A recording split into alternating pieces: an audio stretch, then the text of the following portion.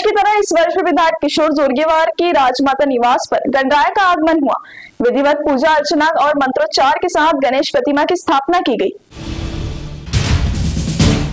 समझे जाने वाले गणेशोत्सव पर्व पर गणेश चतुर्थी के दिन जिले के अनेक घरों में और मंदिरों के साथ साथ सार्वजनिक गणेश मंडलों के पंडाल में गणपति बप्पा विराजमान हुए, जिसमें हर वर्ष की तरह इस वर्ष भी विधायक किशोर जोरगेवार के राजमाता निवास पर गणराया का आगमन हुआ। विधिवत पूजा अर्चना और मंत्रोच्चार के साथ गणेश प्रतिमा की स्थापना की गई। विधायक किशोर जोरगेवार के घर पर गणेशोत्सव का यह 54वां साल होकर जोरगेवार परिवार की तीसरी पीढ़ी इस परंपरा को उत्साह के साथ आगे बढ़ा रही है। गणेशोत्सव के शुभ अवसर पर जोरगेवार परिवार ने सहकुटुंब गणराया की आरती कर गणेशोत्सव की शुरुआत की। इस समय जोरगेवार परिवार ने गणेशोत्सव के इस पारंपरिक त्योहार के 94वें वर्ष को मनाने का सौभाग्य मिलने पर संतोष व्यक्त किया।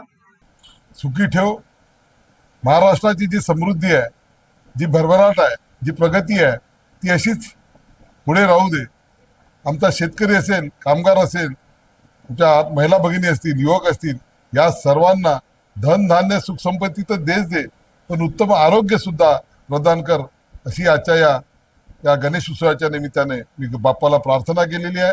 93 वर्षापासून हा गणेश उत्सव आमच्याकडे साजरा होतो। बाप्पाचं आगमन हे 93 वर्षापूर्वीपासून या ठिकाणी विराजित होते आणि दरवर्षी आम्ही मोठ्या उत्साहाने हा या ठिकाणी उत्सव साजरा करतो।